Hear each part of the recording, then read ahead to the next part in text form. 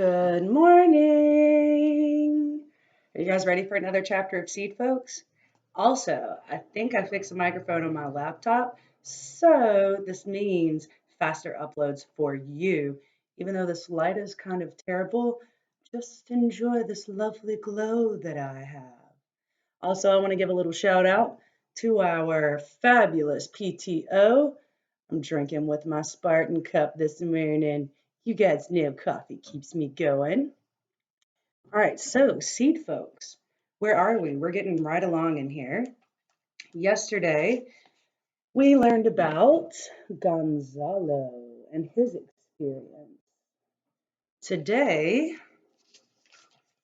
we meet Leona. Listen up and let's learn a little bit about her story. Mama believed in doctors, but not Granny.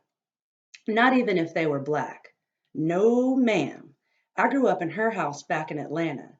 She drank down a big cup of goldenrod tea every morning with a nutmeg floating in it and declared she didn't need no other medicine. Dr. Bates tried to sell her his iron pills and told her straight out that that tea of hers would raise her blood pressure and burst her heart. He passed away that very same summer. Next doctor said it would give her brain fever. He died on his 50th birthday, I believe, right during the party. Had him a real nice funeral later. Granny lived to 99 by her count. She kept a scrapbook with the obituaries of all the doctors she outlived and could recite the list of names by heart, like a chapter out of Genesis. We took to going to their funerals right regular over the years. She always laid some goldenrod on their graves. I was thinking about her one day, walking home from the grocery store on Gibbs Street. Then I came to the vacant lot and saw three people in different parts of it. I thought maybe they were looking for money. Turned out they had shovels, not metal detectors. When I saw they had little gardens going, I said to myself, I believe I'll plant me a patch of goldenrod right here. There was a man standing and watching from the sidewalk and a girl looking down out a window. There were probably lots of folks who'd want to grow something just like me. Then I studied all the trash on the ground. Don't know why anyone called that lot vacant. The garbage was piled high as your waist, some of it from the neighborhood and some dropped off by outside people.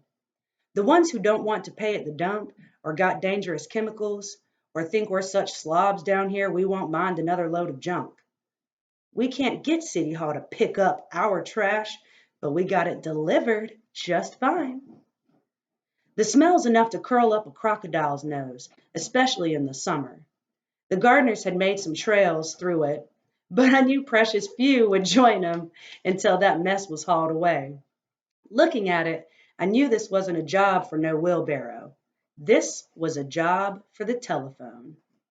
I marched on home. I've got two kids in a high school that has more guns than books, so I know all about complaining to officials and such about things that need changing. Next morning was Monday. At 9 o'clock, I drank me a tall glass of water. I knew I'd be having to say the same thing to 15 or 20 government folks. I put Miles on the CD player and stretched out on the bed.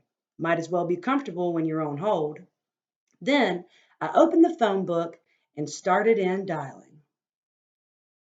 You ever watch a sax player close? They push down a key and way at the other end of the instrument, something moves. That's what I was looking for. The key that would make that trash disappear. I tried the city of Cleveland, then Cuyahoga County, then the state of Ohio, and finally the U.S. government. 6.5 hours later, I found out the lot was owned by the city. But the people running Cleveland don't usually come down here unless they take a wrong turn on the freeway. You can't measure the distance between my block and City Hall in miles. Just the same, I kept working on it the next day. That Citizens Information Center told me to call the Public Health Department. They sent me to someone else. They're all trained to be slippery as snakes and to be out to lunch, to not return messages, and to keep folks on hold till they get gray and die. I had the feeling I was getting farther from the key I needed instead of closer. Then, on the third day, I thought on it. When people talk to you on the phone, you're nothing but a voice. And when you're on hold, you're not even that. I had to make myself real to them. That morning, I took a bus downtown and walked into the public health department. Told about the trash all over again to this dolled up receptionist. Let her see me up close and personal and hear me loud and clear. She just told me to sit down with the others waiting. I did. Then I opened the garbage bag I'd picked up in the lot on my way. The smell that came out of it made you think of hog pens and maggots and kitchen scraps from back when Nixon was president. It was amazing how quick people noticed it, including that receptionist. And even more amazing, how quick I was called in to have a meeting with someone. I was definitely real to them now. I brought that bag along with me into the meeting to keep it that way. That's Leona. What do you think of her? Seems like a pretty determined woman, right? What is she doing to help her community?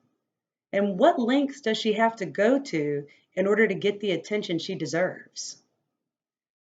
Tomorrow morning, Sam. Also, tomorrow morning, I promise to choose a spot with better lighting. Stay tuned this afternoon for more of Fever 1793. I got a couple of guest readers lined up for you, so I hope you are enjoying this series. In the meantime, know that we love you, we miss you, and we can't wait to see you again. Bye, guys.